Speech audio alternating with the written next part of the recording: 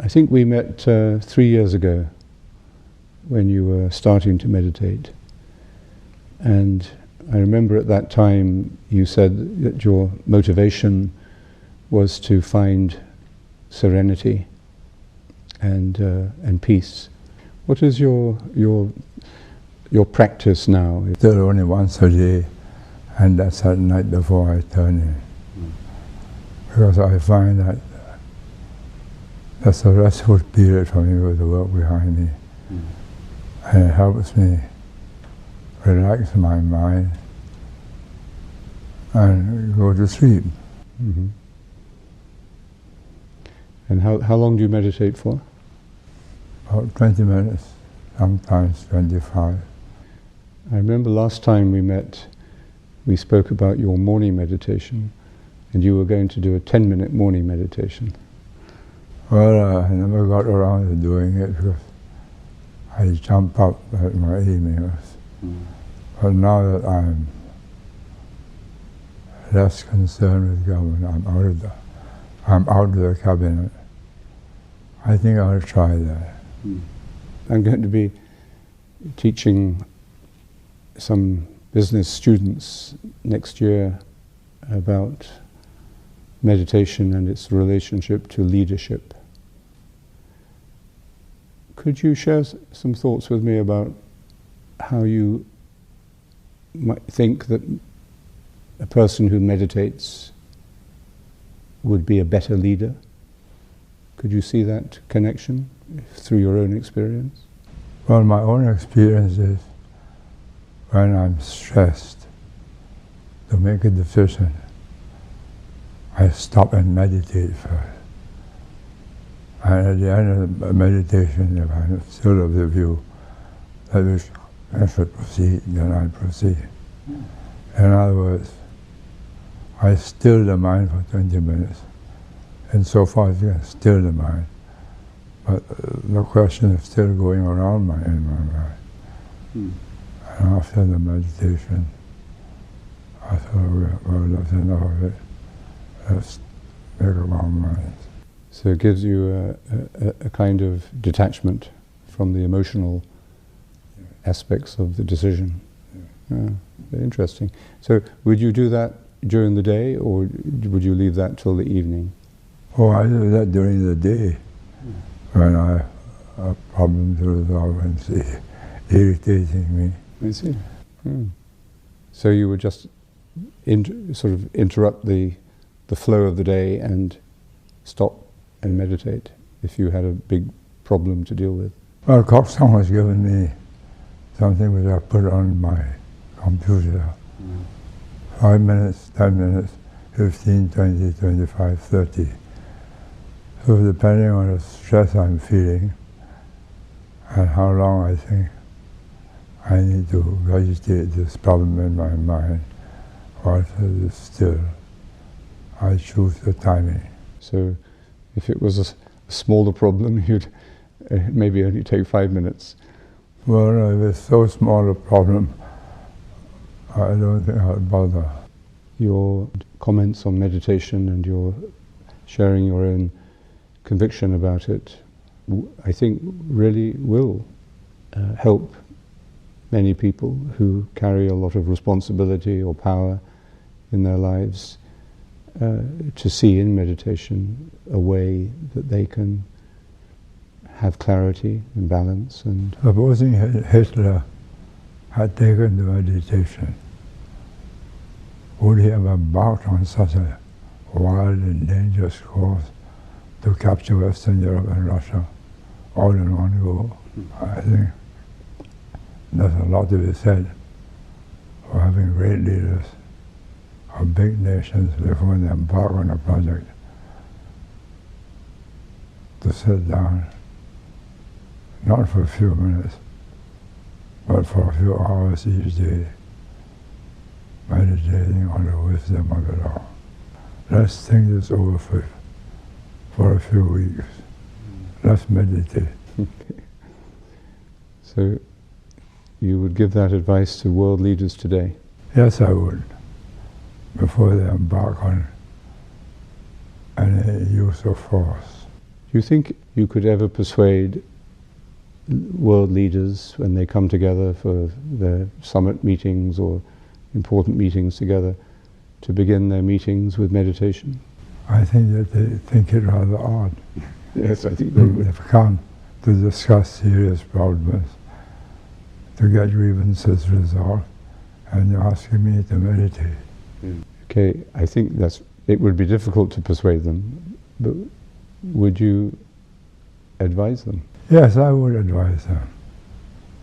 But then they must have been convinced by their own experience of meditation. In your book, Hard Truths, you spoke about meditation in one section and said that you thought it would be a good thing to introduce it into schools. Yes.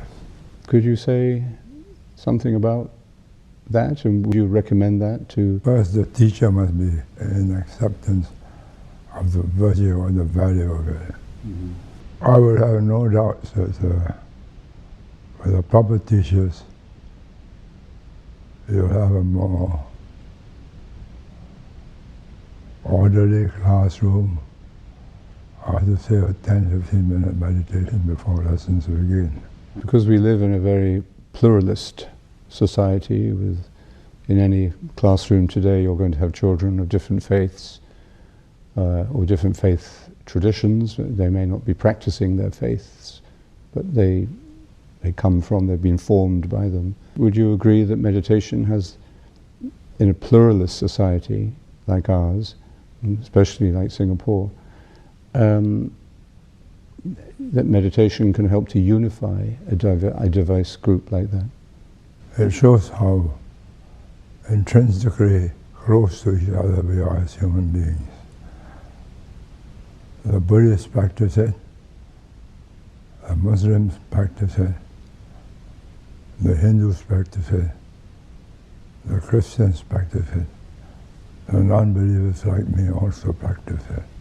It gives you a certain serenity after you have meditated, say, for 20-25 minutes.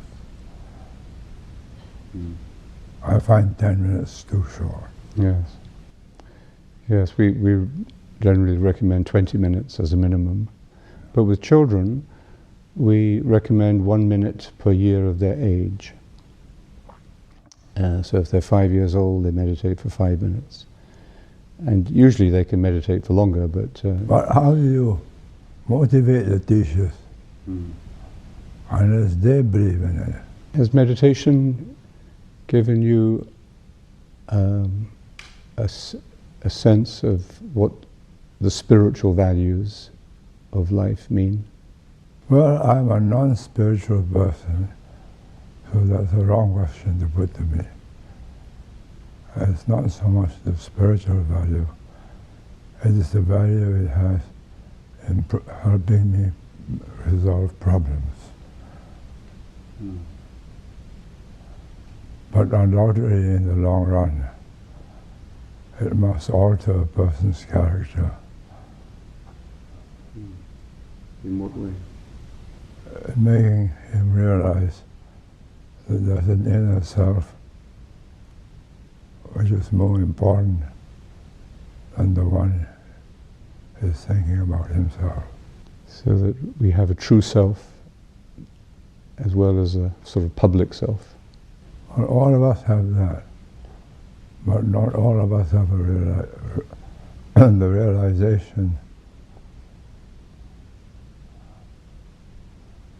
that this is your true person. This is what you really are. And would you say that meditation has brought you to a better realization of your true self? Yes, I would say so. And you wouldn't call that a spiritual discovery? Because I'm not a spiritual person. I think in a way what you're describing is what I would call a spiritual experience or a spiritual discovery, not religious, but I would understand it as a spiritual one. But maybe I'm playing with words, but I think there's a difference between spiritual and religious. I haven't thought about that. I've always intertwined the two together. The first time we met, I remember when I came to your hotel in London, do you remember? And I came in the morning and we talked for a few days. And I thought it was very interesting for me because you were not frightened of the religious background, but you focused, it seemed to me, very clearly on the spiritual content. So it always has seemed to me that your response to meditation has been, in a sense, spiritual, but without the religious context or content. I would agree with that. And I'd like to thank you for the way you have responded to this teaching on meditation and the conversations we've had over these years. They've been both enjoyable and instructive to me. Thank you very much. You have helped me. In meditation, we make a journey from the busy and sometimes overactive mind to a deeper center that we can call the heart, a place of serenity and light and peace. And this journey involves taking the attention off our thoughts, and to do that we have to have some help, some method, because we can't stop thinking by thinking. And this is why we say the mantra. We take a word and repeat the word gently but faithfully in the mind throughout the time of the meditation. As thoughts arise, we allow them to fall away, and when we become distracted by our problems, by our plans, by our memories, we return to the clarity of the mantra. We return to the word continuously. And in doing this, we are really developing three essential elements. The first is silence.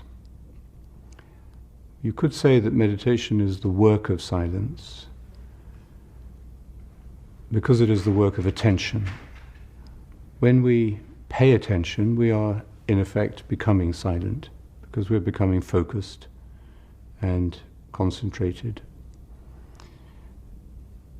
And silence is this work of attention in meditation, because as we say the word, we are taking the attention off the stream of thoughts and imagination and anxiety or plans that are normally filling our minds. So this is the quality of silence. The second quality that we've spoken about is the quality of stillness. The stillness of body helps to come to a stillness of mind.